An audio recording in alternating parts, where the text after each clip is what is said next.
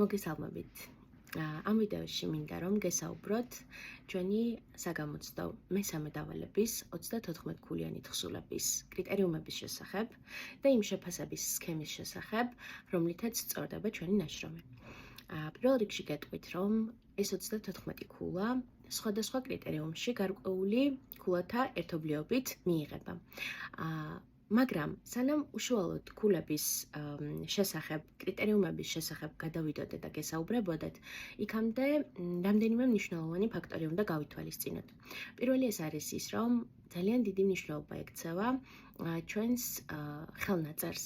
ვგულისხმობ, ჩვენი კალიგრაფია უნდა იყოს ისეთი, რომ გამსწორებელმა შეძლოს მისი ამოკითხვა. იმ შემთხვევაში, თუ ვერ ამოიკითხავენ ჩვენს ნაწერს, ნაშრომი განოლდება. გარდა ამისა, ყურადღება უნდა მივაქციოთ იმას, რომ ადეკვატური იყოს, შესაბამისი იყოს თეზისისა ჩვენი მსჯელობა. წინააღმდეგ შემთხვევაშიც ნაშრომი ნულდება. ანუ მხოლოდ ორ შემთხვევაში გვინულდება მთლიანად 34 ქულა, ეს არის მოსაკითხი თხზულება, როდესაც უბრალოდ ვერ ამოიკითხება თხზულება და მეორე შემთხვევაში, როდესაც საკითხს საერთოდ სცდება და არ პასუხობს თეზის ჩვენი ნაშრომი. დანარჩენ ნებისმიერ სხვა შემთხვევაში, რაც არ უნდა მწირი იყოს ჩვენი მსჯელობა, ან ჩათვალოთ, რომ ვთქვათ, არასაკმარისად წარმოაჩინეთ თქვენი უნარები ამ მიმართულებით, 34-დან გარკვეული ქულა მაინც შეგვესაბამება და დაგვეწერება. ერთი პაწაწინა ნიუანსიც უნდა გავითვალისწინოთ. ჩვენი ნაშრომი აუცილებლად უნდა იყოს 150 სიტყვაზე მეტი, იმისათვის, რომ ბოლო სამი კრიტერიუმი, მერვე, მეცხრე და მეათე კრიტერიუმით შეგვიფასონ ნაშრომი, ანუ ავტომატურად არ დაგვაკლდეს 11 ქულა. ამიტომ პირველი წერეთ გარკვევით, მეორე აუცილებლად ხშირად წაიკითხეთ თეზისი, რომ არ გაგეგცეთ მსჯელობა სხვა მიმართულებით და შეეცადეთ, რომ 150 სიტყვას ასცდეთ. როგორ ითვლიან, დაახლოებით ეს პრაქტიკულად რომ გაჩვენოთ, როგორ ითვლიან სიტყვების რაოდენობას, ასე სათითაოდ ხშირ შემთხვევაში არ ითვლიან ხოლმე პირველ სამ ხაზზე არსებული სიტყვების რაოდენობა მრავლდება იმდენ ცალ სამ ხაზზე, რამდენიც მოცემული გვაქვს თხზულებაში, ანუ ჩვენს ნაშრომში. ანუ ამ პრინციპით გადაამრავლეთ ხოლმე თქვენი სიტყვები და საშუალო არითმეტიკულით, ასე რომ ვთქვათ, მივიღებთ საშუალო სიტყვების ოდენობას. ამიტომ ეს პირველადი რჩევები მინდა რომ დასაწყისშივე სანამ თხზულების წერას შეუდგებოდეთ, დასაწყისშივე გაითვალისწინოთ, ხოლო დანარჩენ კრიტერიუმებს ახლა განვიხილავთ. პირველი კრიტერიუმი ეს გახლავთ დავალების პირობის ადეკვატური გაგება და გააზრება. ანუ სწორედ ამ კრიტერიუმის მიხედვით, თუ დავალების პირობა ადეკვატურად გვაქვს გაგებული და ყველაფერი ადეკვატურად გვიწერია, ორი ქულა გვეწერება, ანუ 34-დან ორი ქულა შეესაბამება დავალების პირობის ადეკვატურად გააზრებას, თუ ნაწილობრივ არაადეკვატურია, ანუ რაღაც მსჯელობა სხვა საკითხზე გადაგვივიდა, ამ შემთხვევაში ერთ ქულას გვიწერენ, თუ მთლიანად არაადეკვატურია ნაშრომი, რასაკვირველია, აზრი არ აქვს გაგრძელებას. ამიტომაც პირველ კრიტერიუმში, თუ კრიტერიუმი განულდა, ნაშრომიც ნულდება. მეორე კრიტერიუმი ეს არის ნაშრომის აგება. აგებაში იგულისხმება თანმიმდევრული მსჯელობა, იგულისხმება აბზაცები, აუცილებლად უნდა დაიცვათ აბზაცები, ანუ ხაზი შეწეული ადგილიდან უნდა დაიწყოთ ახალი სამსჯელო აბზაცი, ხომ? აუცილებელია, რომ გაითვალისწინოთ კიდევ ერთი ძალიან მნიშვნელოვანი დეტალი, რომელიც აქ არ არის ხოლმე მოცემული კრიტერიუმებში, დეტალურად ასე არ წერია. როდესაც აირჩევთ პროზას სამსჯელო ნაწარმოებად, პროზის ტექსტიდან ციტატის ამოწერისას თქვენ შეგიძლიათ ეს ციტატა მსჯელობასვე ასე გაბმულად მიაბათ და ჩვეულებრივად გააგრძელოთ წერა. მაგრამ თუ აირჩევთ პოეზიას აქვს გარკვეული წესები, რომლის მიხედვითაც უნდა დავიცვათ ციტირება. ანუ, როდესაც მსჯელობთ და შუაში, ვთქვათ, ხაზის შუაში ვაჩერებთ მსჯელობას, რომ ამოვიწეროთ ციტატა, ვსვამთ ორ წერტილს, ჩამოვდივართ ქვემოთა ხაზზე და ცენტრში, ანუ ხაზების ცენტრში ვიწერთ პოეზიიდან ნაწყვეტს, ხომ? ჭყალი გავხსნათ, ამოვიწეროთ ციტატა, ჭყალი დავუხუროთ. რა ხდება იმ შემთხვევაში, თუ სხვადასხვა ადგილიდან გვინდა ორი ციტატის ამოწერა? ჭყალს ვხსნით, ვწერთ პირველ ხაზს, შემდეგ ვცვამთ მრავალ წერტილს, ისევ ვწერთ რომელი ადგილიდანაც გვინდა მეორე ადგილიდან ახალ ციტატას და ჭყალს ვხურავთ. ჩამოვდივართ ქვედა ხაზზე და ისე ვაგრძელებთ მსჯელობასა და წერას აღნიშნულ საკითხს, ხომ? ანუ აუცილებელია, რომ პოეზიის ციტირებისას ცენტრში ამოვიწეროთ არგუმენტაცია ტექსტიდან, ანუ ციტატა ტექსტიდან და ისე გავაგრძელოთ მსჯელობა. ესეც არის ხოლმე გასათვალისწინებელი აი ამ მეორე კრიტერიუმში, ნაშრომის აგების კრიტერიუმში. ნახეთ, ნაშრომის სტრუქტურა სრულად შეესაბამება დასმულ ამოცანას, ლოგიკურად გამართულია მსჯელობა, თანმიმდევრულია, კარგადაა ორგანიზებული და აბზაცებიც სწორადაა გამოყოფილი, აი ამ შემთხვევაში დაგვეწერება ორი ქულა. თუ ნაწილობრივ შეესაბამება ეს ყველაფერი ერთმანეთს, ანუ სწორად არ არის აბზაცები გამოყოფილი და სტრუქტურაც ნაწილობრივ შეესაბამება დასმულ ამოცანას, მაშინ ერთი ქულა გვეწერება, მაგრამ თუ თქვენ თხზულებას მთლიანად ერთ სიმეტრიაზე დაწერთ, აბზაცსაც არ გამოყოფთ და არც ციტირების წესს დაიცავთ და ლოგიკურადაც ბუნებრივია აბზაცების მონაცვლეობა არ გექნებათ წარმოდგენილი, ამ შემთხვევაში ეს კონკრეტული კრიტერიუმი გაგვინულდება. მესამე კრიტერიუმი არის ყველაზე მსუყე, აბსოლუტურად ესეთი დატვირთული ჩვენი სამსჯელო პოზიციით, ანუ მხატვრული ტექსტის ანალიზის კრიტერიუმია ეს მესამე კრიტერიუმი. 6 ქულისაგან შედგება, მაქსიმალური შეფასება აქვს ამ კრიტერიუმს 6, ანუ 34-დან მარტო 6 ქულა მოდის ამ აბზაცის აგებაზე. ყოველთვის ვამბობ ხოლმე, რომ ეს აბზაცი აუცილებლად უნდა იყოს თქვენი თხზულების, მთლიანი თხზულების ნახევარი მაინც. იმიტომ რომ ტექსტი, რომელიც გეიდევთ გვერდით და სამსჯელო ნიადაგს წარმოადგენს, აუცილებლად უნდა იყოს სიღრმისეულად გარჩეული და გაანალიზებული. ტექსტის სიღრმისეულად გარჩევასა და გაანალიზებაში დაგეხმარებათ ავტორისეული ხედვის დანახვა, დაგეხმარებათ პერსონაჟების ქცევისა და მოტივის წარმოჩენა. აუცილებლად უნდა ისაუბროთ ძალიან ზოგადად და 1-2 წინადადებით რა ხდება თვითონ ნაწარმოების ნაწყვეტში. არ უნდა გაგექცეთ მსჯელობა შინაარსში. მხოლოდ ამ შემთხვევაში დაგვეწერება 6 ქულა. ანუ თუ მხატვრული ნაწარმოების სიღრმისეულადაა გააზრებული და მკაფიოდ არის გამოკვეთილი და გაანალიზებული დავალების პირობაში წარმოდგენილი საკითხი, ანუ თქვენ თეზისს უნდა დაუკავშიროთ და თეზისის მიხედვით უნდა ისაუბროთ ნაწარმოებზე, მხოლოდ ამ შემთხვევაში გვექნება 6 ქულა. თუ რაღაც სიღრმე აკლია 5-ია, მერე თუ დამაჯერებლობა აკლია 4 ქულაა, თუ ერთ შემთხვევაში არაადეკვატურია ჩვენი მსჯელობა 3 ქულაა, თუ ორ შემთხვევაში არაადეკვატური 2 ქულაა, თუ ნაწილობრივ მთლიანი მსჯელობა არის არაადეკვატური 1 ქულაა, დაზერელია და საერთოდ თუ არ არის მსჯელობა და 2-3 წინადადებით არის ნაწარმოებზე საუბარი წარმოდგენილი, ამ შემთხვევაში 6 ქულა გვეკარგება. მეოთხე კრიტერიუმი ეს არის საკითხის აქტუალობის დასაბუთება. ნახეთ, ისეც მსუყე კრიტერიუმია, 5-ქულიანი კრიტერიუმია, ამიტომაც მხატვრულ ნაწარმოებს თავისი ანალიზითა და აქტუალობის აბზაცს მიაქციეთ განსაკუთრებული ყურადღება. ნახეთ, სათაურად რა ჰქვია ამ კრიტერიუმს, საკითხის აქტუალობის დასაბუთება. ეს არ არის ხელწამოსაკრავი ამბავი და სწორად უნდა გავიგოთ, იმიტომ რომ ხშირ შემთხვევაში აბზაცს, როდესაც აგებენ ხოლმე დღევანდელობის მაგალითზე, წერენ რომ ეს საკითხი კი აქტუალურია, წერენ 1-2 არგუმენტს, მაგრამ მაგალითი არ მოჰყავთ ამ არგუმენტების დასამტკიცებლად, დასასაბუთებლად.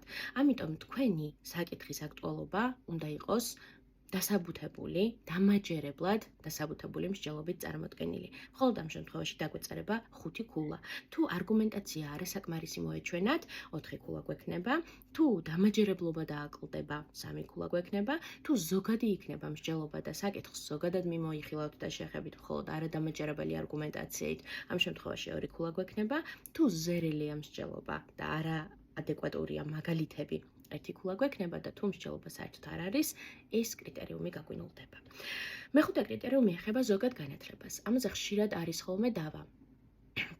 პარალელი ვერ მოვიყვანე, რაღაცა ნაწარმოები არ გამახსენდა, შესაბამისი ნაწარმოები შინაარსობრივად, აზრობრივად შესაბამისი, ხომ? ამაზე მაინც და მაინც ძალიან დიდი სადარდებელი არ უნდა გქონდეთ. რატომ იცით? თუ მხატვრული ნაწარმოები ძალიან ღირსეულად გაანალიზეთ, თუ აქტუალობა ძალიან საფუძვლიანად დაასაბუთეთ და არ გაგახსენდათ ზოგადი განათლების წარმომჩენი არანაირი დეტალი, მხოლოდ და მხოლოდ 3 ქულა დაგვაკლდება და ის 6 და 5 ქულა მაინც გვექნება.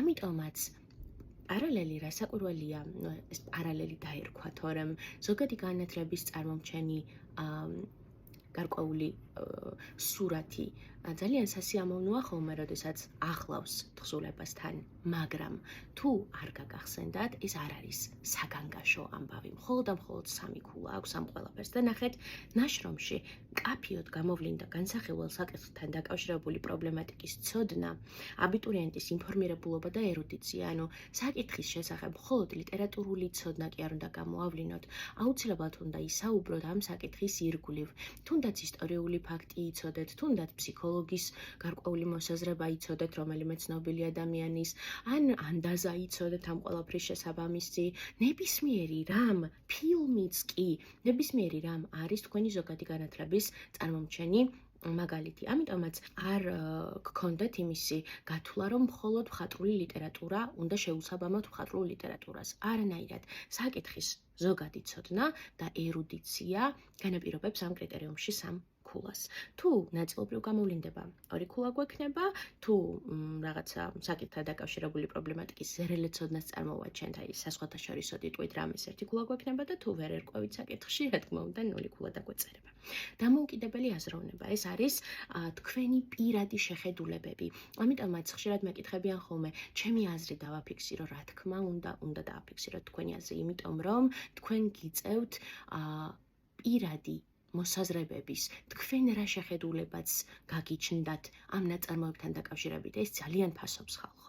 ამიტომ მკაფიოდ თუ გამოავლენთ დამოუკიდებელი აზროვნების უნარს, შეხედულებათა და შეფასებათა არაშაბლონურობას, ანუ ვიღაცის ნათქვამს კი არ გაიმეორებთ და აქსიომად არ აქცევთ, არამედ თქვენს პირად მოსაზრებას და უსაბუთებთ გამსწორებლებს, 3 ქულა გვექნება.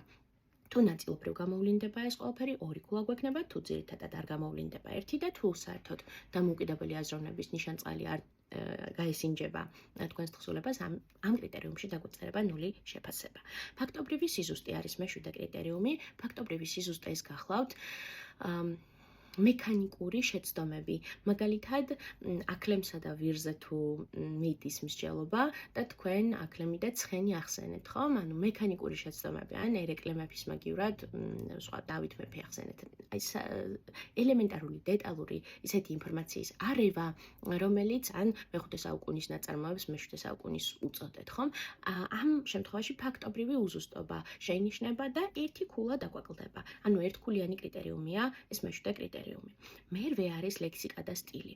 ლექსიკასა და სტილში აუცილებლად უნდა დასვათ ამოცანის შესაბამისი სტილი. ანუ თქვენ თუ იწყებთ მსჯელობას ძალიან აკადემიურად, აღარ უნდა გაამხატურულოთ მერე თქვენი ნაშრომი.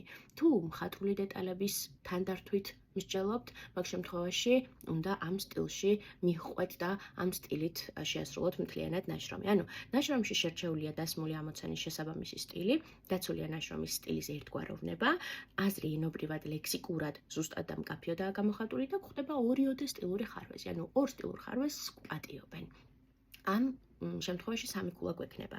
თუ შერჩეული ამოცანის შესაბამისი სტილი გვაქვს, მთლიანობაში დაცული გვაქვს ნაშრომის სტილის ერთგვაროვნება, მაგრამ ენობრივად, ანუ ლექსიკურად არაადეკვატურად არის გადმოცემული ეს მოსაზრებები და გვხდება 2-ზე მეტი რამდენიმე სტილური ხარვეზი, 2 ქულა დაგვეწერება. თუ ნაწილობრივ შევუსაბამებთ წერის მანერას და სტილური ხარვეზებიც უხვად გვექნება ჩვენს ნაშრომში, 1 ქულა გვექნება და თუ მთლიანად არაადეკვატურია ლექსიკა, ამ შემთხვევაში ეს კონკრეტული კრიტერიუმი გაგვინულდება.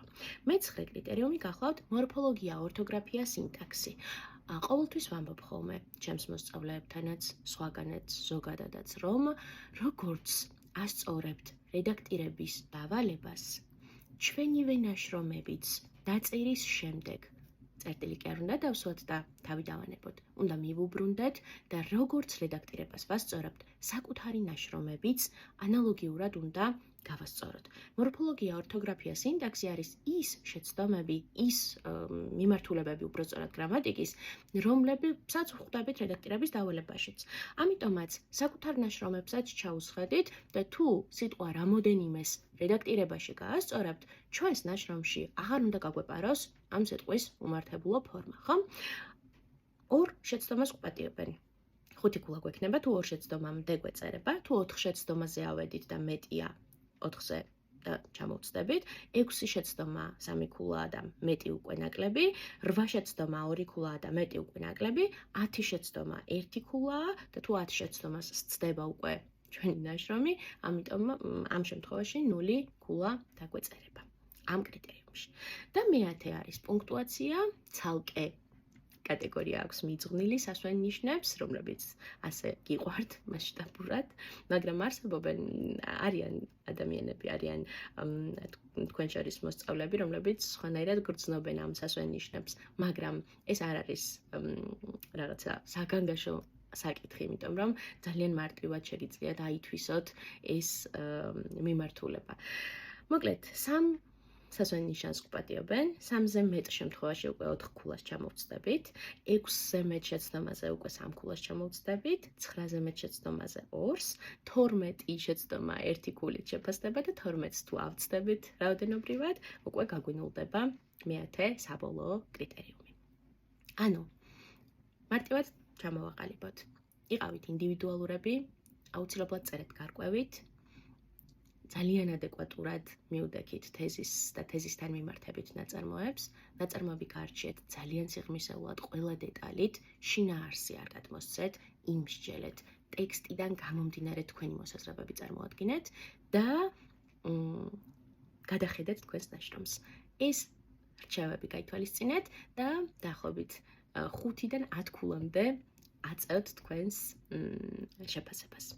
გისურვებთ წარმატებას, მომავალ შეხვედრამდე.